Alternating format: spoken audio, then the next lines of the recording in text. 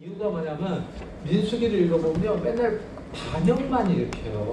이스라엘 사람들이 계속 하나님 앞에 불순종을 해요. 그래서 좀 내용이 불순종하다가 얻어맞고 불순종하다가 죽고 그러거든요. 그래서 약간 재미는 없지만은 그래도 한번 우리가 불순종한 건 아니니까, 그죠? 그들이 불순종한 것을 타산지석 삼아서 우리는 불순종을 안 하면 되니까 한번 이제 민수기를 한번 저랑 같이 한번 해봅시다. 이 민수기는 먼저요, 이 구조를 보면은 이 회막에서, 그러니까 모세하고 아론이 이제 회막을 만들었지 않습니까? 이 성막을 만들어 놓고 이 성막에서 말씀을 하시는 거예요, 하나님께서. 그러니까 이 시내산에 하나님께서 임재를 하셨어요. 그래서 이전에는 하나님께서 시내산에서 모세를 부르셨거든요. 모세를 자꾸 불러가지고 모세가 시내산에 오르락 내리락 하면서 올라가서 하나님의 말씀을 듣고 내려와서 하나님의 말씀을 전해주고 그랬어요. 근데 이제 이 회막을 다 만들고 나니까 이 회막에 하나님께서 임재하시는 거예요.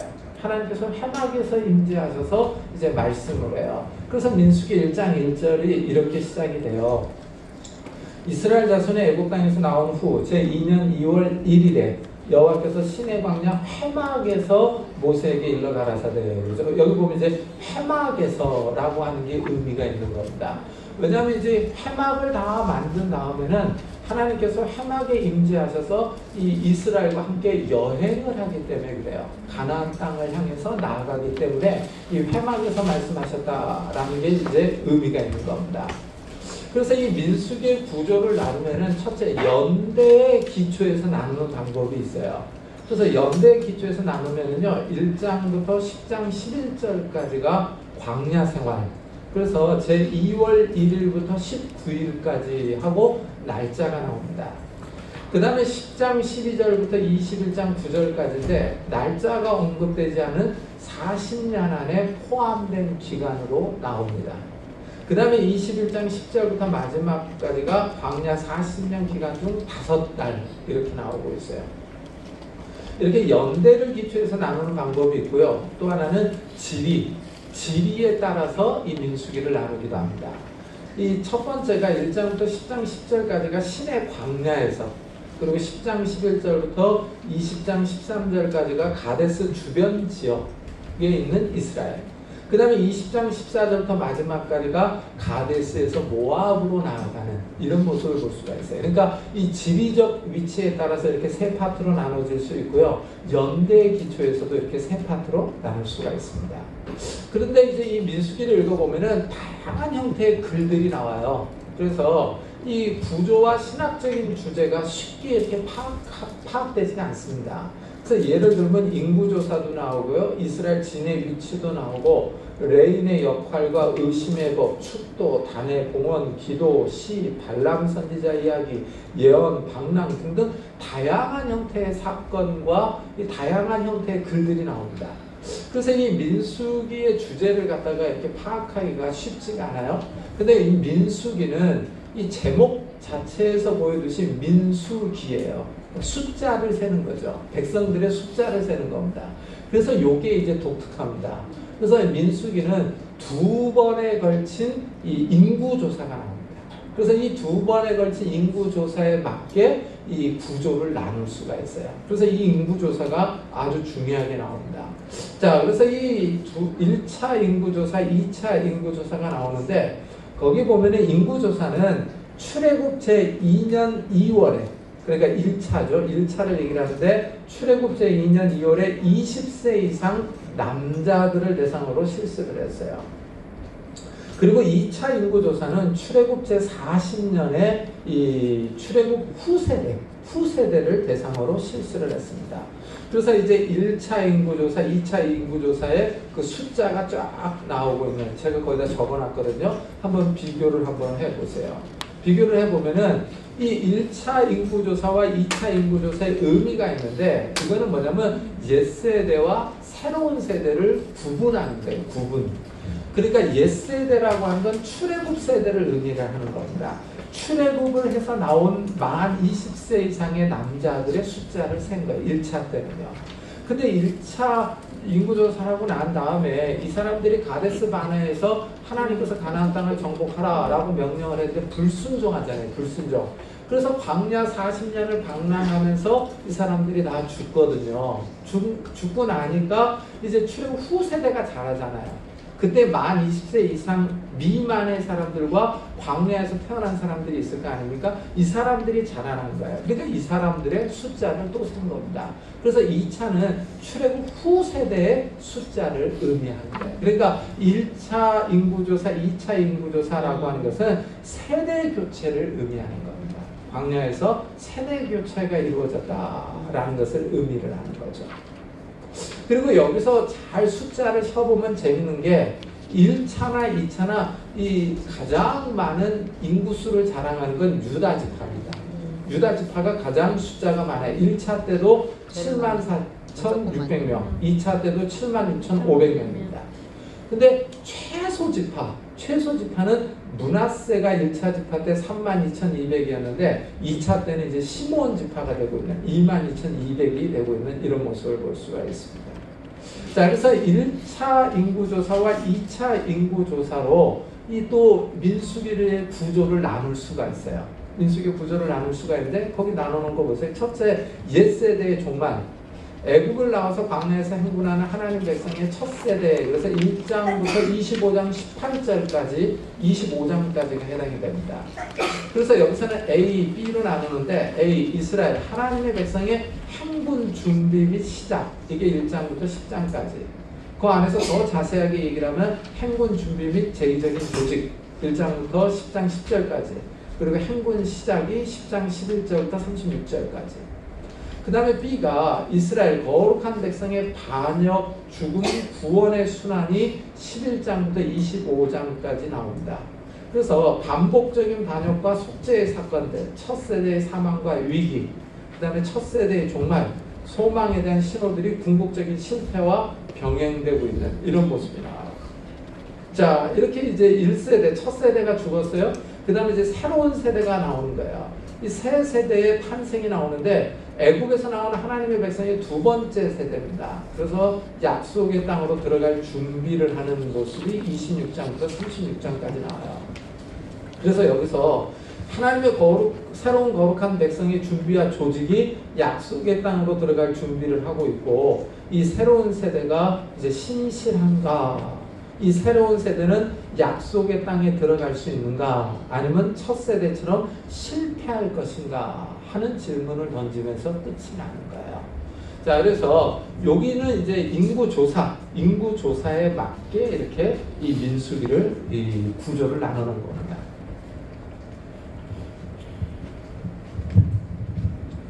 자, 그래서 이 민수기는 광야에 있는 동안에 세대가 교체됐다라는 것을 보여주고 있는 책이에요. 자, 그래서 이제 3장에 보면은, 민수기 3장에 보면 이스라엘의 야영도가 나옵니다. 이 야영도가 상당히 재밌어요. 거기 한번 보세요.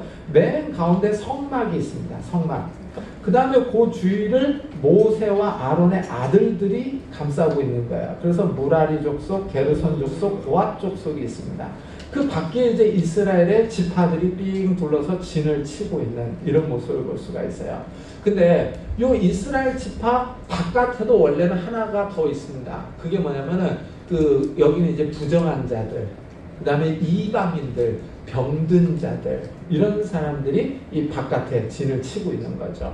그러니까 이 야영도를 가만히 보지 않습니까? 그럼 이 중앙으로 가까이 가면 가까이 갈수록 거룩한 겁니다.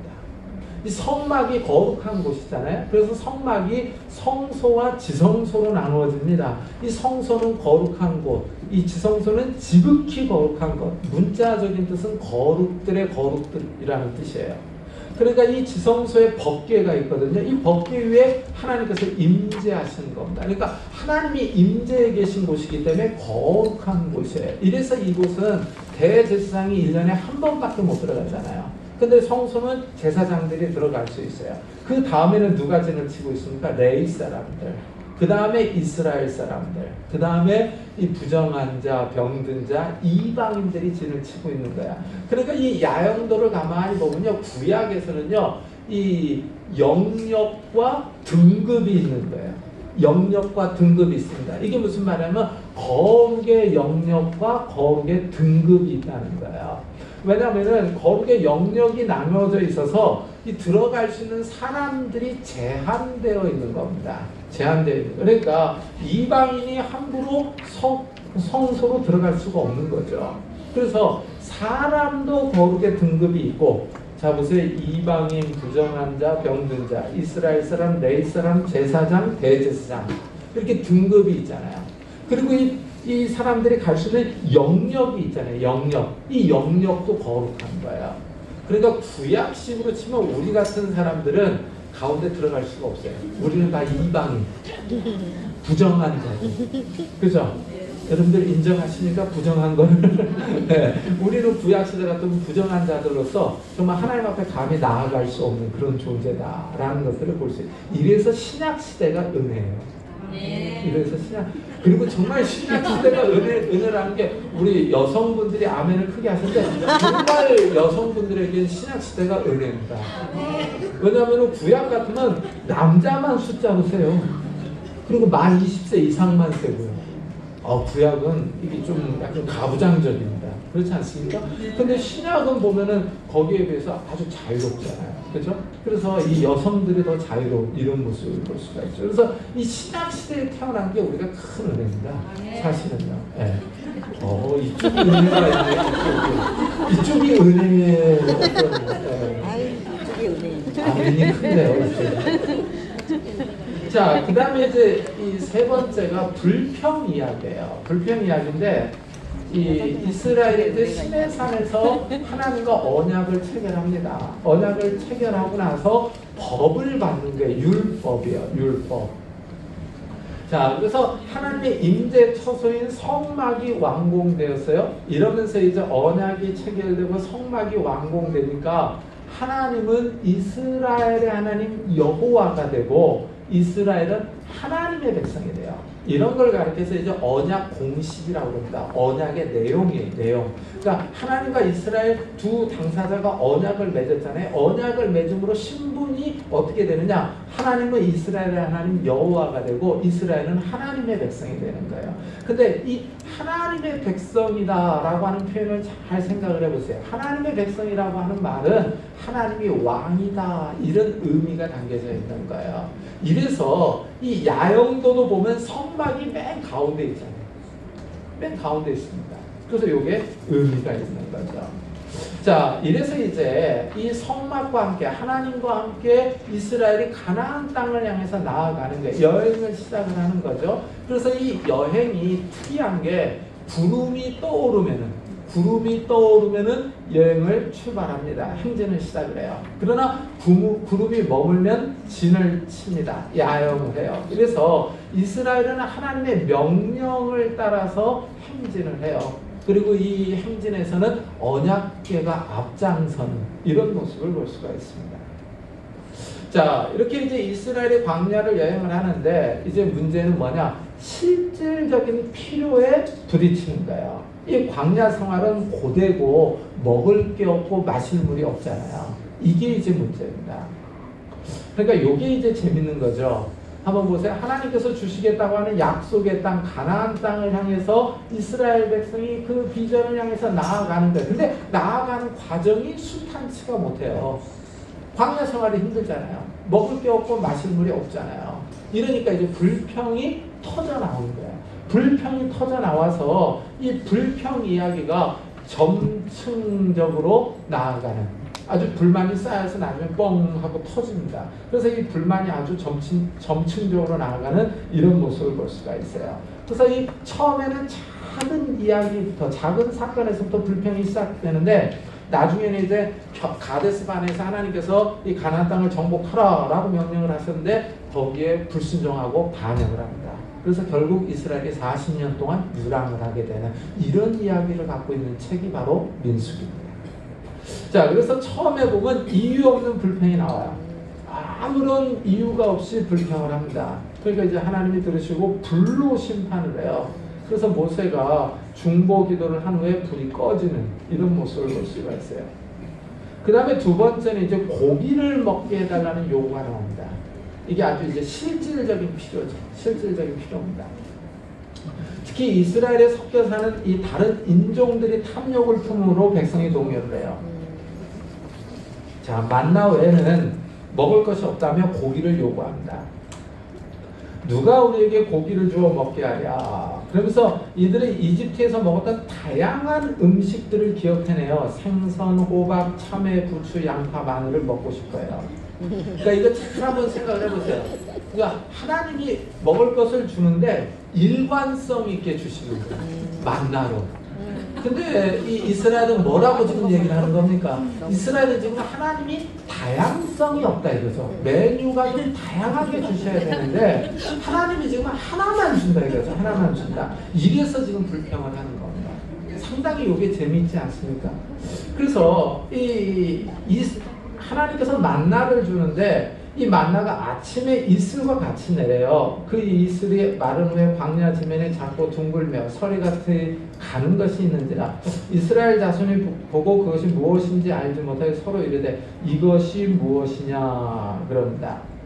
그래서 아침에 이슬이 두껍게 내리거든요. 이스라엘은 원래 이제 이스라엘이 이른 비와 늦은 비가 오고 나면은 그 다음이 건기지 않습니까? 이 건기 때 아침에 이슬이 내려요.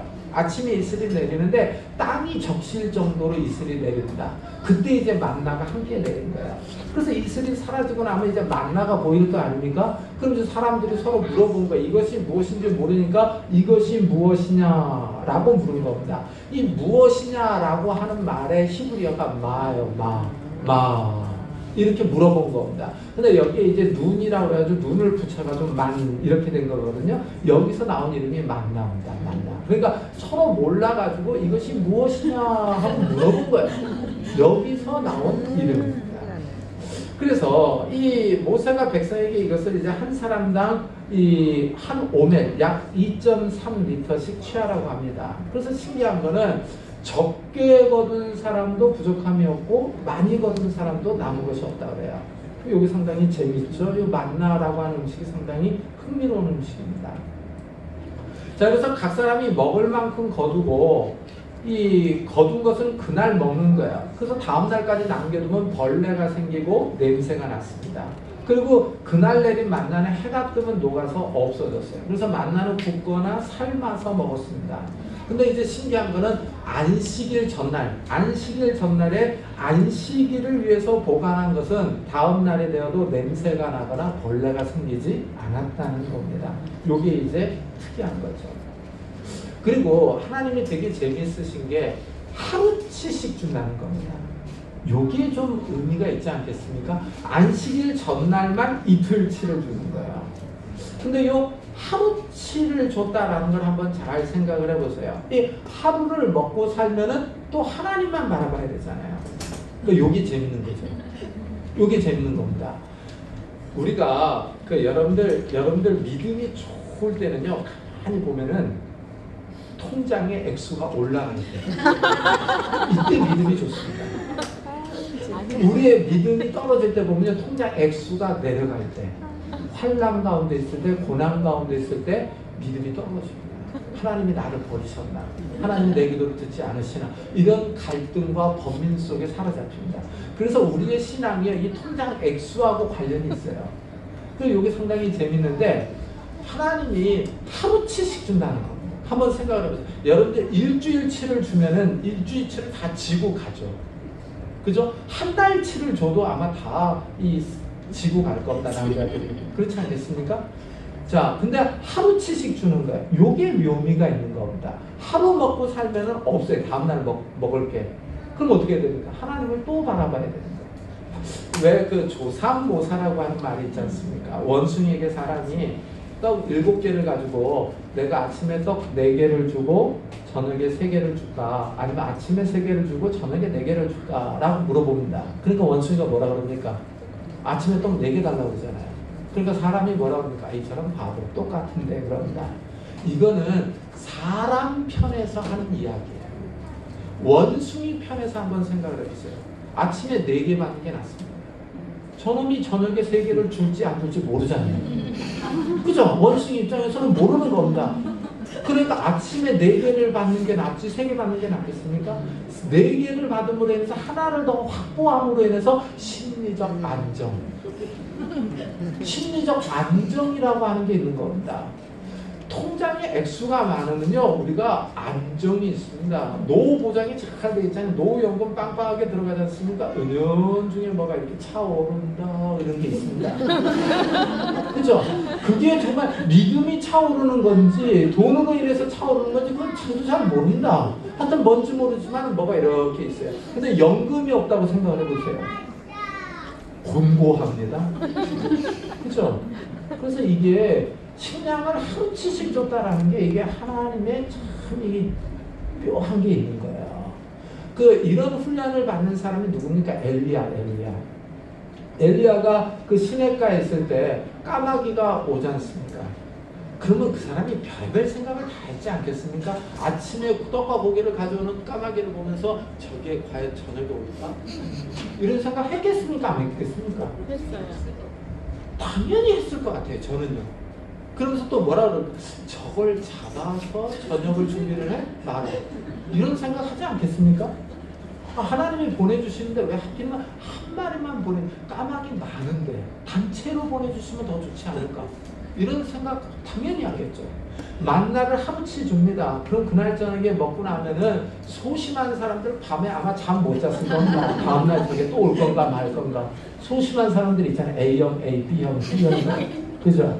잠 못 잤을 겁니다. 그러나 성격이 낙천적인 사람들 있잖아요. 뭐 될 대로 되라 이런 사람들이에요. 그 사람들 믿음이 좋은 게 아니라 성격이 좋은 겁니다. 그죠? 그 사람이 될 대로 되라 그러면서 그냥 자는 거죠. 그런 사람들은요.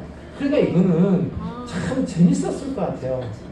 하루를 먹고 나면 먹을 게 없는 거예요. 하나님이 어떻게 절묘하지 않습니까? 그러니까 하루를 먹고 나면 하나님을 바라보게 합니다. 근데 다음날 또 옵니다.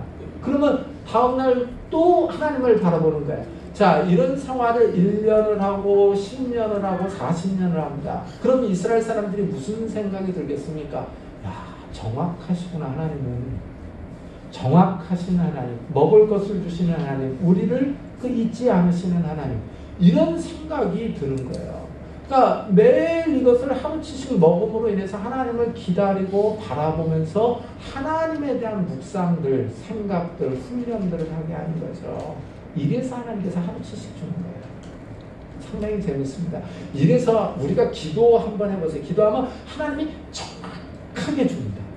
그 참 신기하지 않습니까? 하나님께서 우리가 기도한 대로 정확하게 줘요. 왜 그렇습니까? 하나님께서 내가 너희의 기도를 듣고 있다. 내가 너희를 보고 있다 하는 것을 정확하게 이게 응답을 해 주시는 거죠. 이래서 상당히 재밌습니다. 그리고 재밌는 거는요. 이 민수기를 한번 잘 읽어보세요. 민수기를 읽어보면은 사람들이 굶어 죽은 사람은 없습니다. 여기에 아주 인사이트 있는 말입니다. 광야에서 굶어 죽은 사람은 없습니다. 다 어떻게 죽습니까? 불평하다 죽습니다. 불평하다 죽어요. 굶어 죽은 사람은 없어요. 그래서 성도들이요, 아무리 어렵다 해도, 어렵다 하고 죽는다 해도요, 성도들은 안 죽습니다. 하나님이 다 먹을 걸 줘요.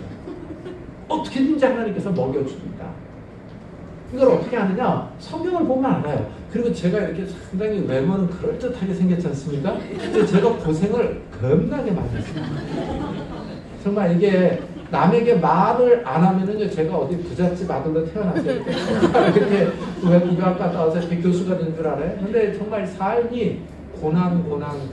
저는 정말 이게 먹을 게 없어서 기도해 봤었어요. 하나님 앞에. 그렇게 기도를 했었거든요. 근데 기도할 때마다 하나님이 딱 먹을 것만 줘요. 정말 신기합니다. 그래서 왜 이렇게 앞을 가려고 한 걸음 이렇게 딱 내리려고 이렇게 생각을 하면은 왜 앞이 디딤돌이 없이 낭떠러지지 않습니까? 낭떠러지. 한 걸음을 전진하려고 하면 낭떠러져요. 그럼 주여 죽습니다 하고 이렇게 발을 딱 내리잖아요. 그럼 어느 순간인가 딱 발 디딜 만큼만 뭐가 옵니다. 정말 신기합니다. 그래서 제가 네덜란드로 유학을 갔는데, 네덜란드로 유학을 갈 때 50만 원을 들고 갔어요. 50만 원을 들고 가서 거기서 석사, 박사 과정을 하고, 거기서 네덜란드 돈을 김포공항에 도착해서 환전을 하니까 48만 몇천 원이 남았어요. 그래서 제가 만 몇천 원 쓰고 온 사람이에요. 만 몇천 원 쓰고 이 5년 7개월 동안 먹고 살면서 석사 박사학위를 받아놓고 왔어요. 거기서 다 대줬어요. 거기서. 그래서 제가 알았어요. 아무리 죽는다 해도 안 죽는구나 하는 걸 제가 많이 경험을 했어요. 그래서 처음에 한국 와서 48만 몇천 원 가지고 살기를 시작을 했는데, 그때 이제 칼빈 대학교 강사로 나가기를 시작을 한 거예요. 거기서 3과목 강의를 했는데 그때 돈으로 한 70만 원인가 주더라고요. 70만 원이면 4인이 일주일 조금 먹고 살면 없더라고요. 그 다음부터 손가락 빨아야 돼요.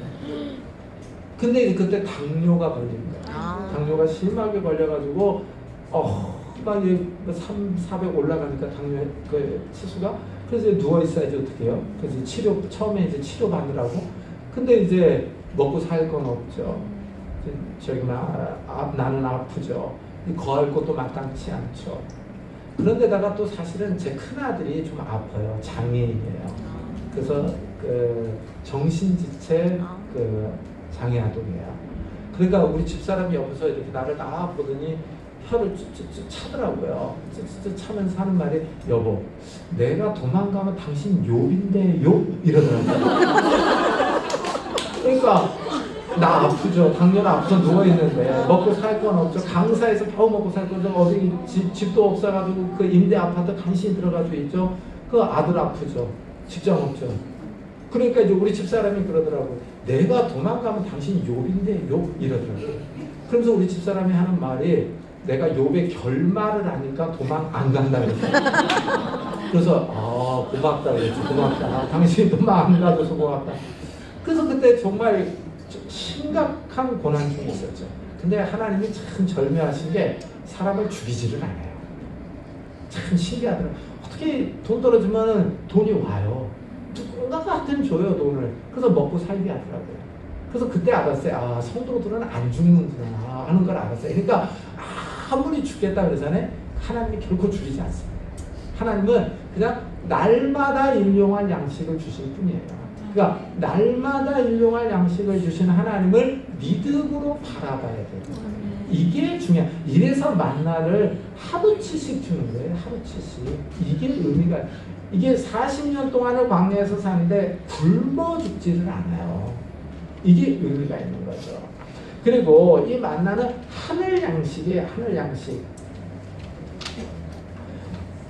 하나님이 하늘 양식을 주셔서 이스라엘이 먹고 산 거야. 근데 재밌는 거는 이스라엘이 먹고 살만하니까 반역하는 거예요.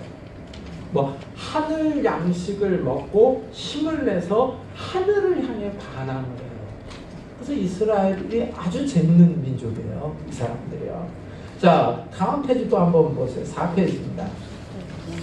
자, 이스라엘이 이제 만나밖에 먹을 게 없다. 그래서 고기를 달라. 그러니까 이제 모세가 자신의 지도력의 한계를 고백을 해요. 그러면서 이제 이스라엘 백성을 가나안 땅에 데려가는 게 너무 힘들다. 혼자서 이 모든 짐을 질 수 없다. 그러니까 이제 하나님이 조직을 만들어 주시죠. 70인 장로를 뽑아서 모세의 사역을 돕게 하죠. 그러면서 하나님이 70인 장로들에게 영을 준다. 이 일로 인해서 이스라엘의 조직이 이제 확대되는 거죠. 확대. 그래서 이 70인 장로들이 모세를 도와 이스라엘을 지도해요. 자, 이들에게 영이 임함으로 예언을 하는 거예요. 그래서 이 70인 장로들은 선지자적 특징을 띱니다. 자, 그러면서 이제 하나님이 한 달 동안 실컷 고기를 먹게 해주겠다 그럽니다. 그러니까 이제 이번에는 모세가 의심을 합니다. 함께하는 백성이 장정만 60만 명인데 어떻게 양과 소 물고기를 조달하겠는가 하는 거예요.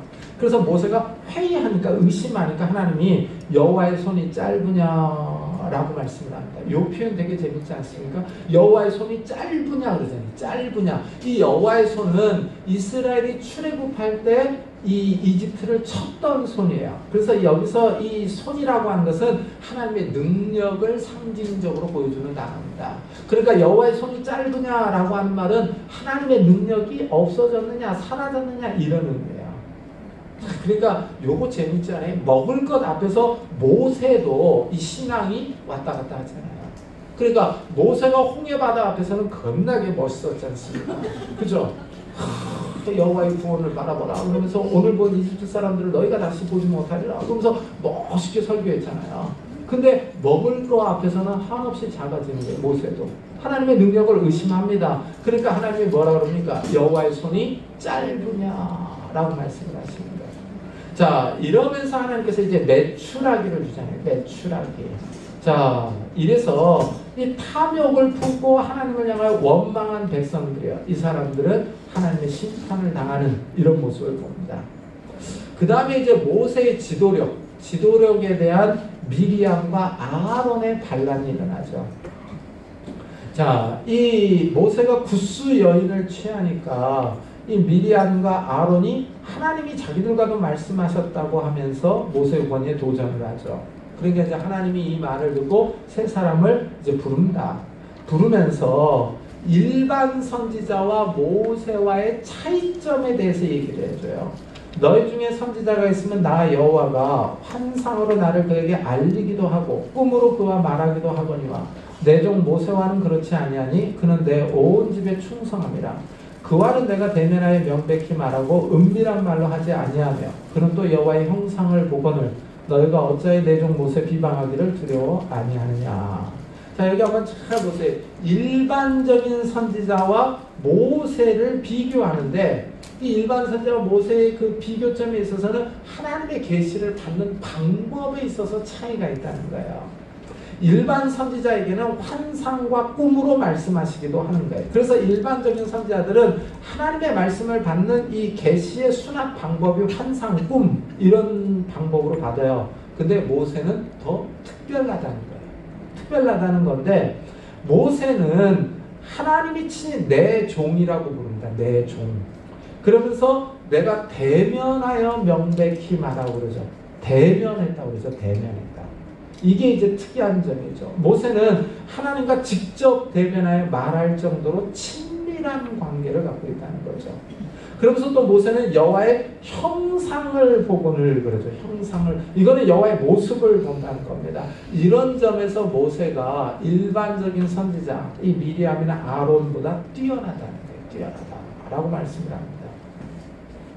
자, 이러면서 하나님이 모세의 권위를 옹호해 주는 거죠. 그러면서 미리암을 나병으로 칩니다. 미리암을 친 것을 보면은 미리암이 아마 더 적극적으로 모세를 공격했다라는 것을 알 수 있는 겁니다. 그리고 미리암이 여선지자였잖아요. 여선지자. 이러니까 이제 하나님이 왜 일반적인 선지자와 모세를 비교했는가 하는 것을 여기서 알 수 있는 겁니다. 자, 그 다음에 이제 가나안 땅을 점령하라는 명령에 반역을 하죠. 이게 이제 그 이스라엘이 광야에 있으면서 그 반역한 사건들 중에 하이라이트죠. 하이라이트.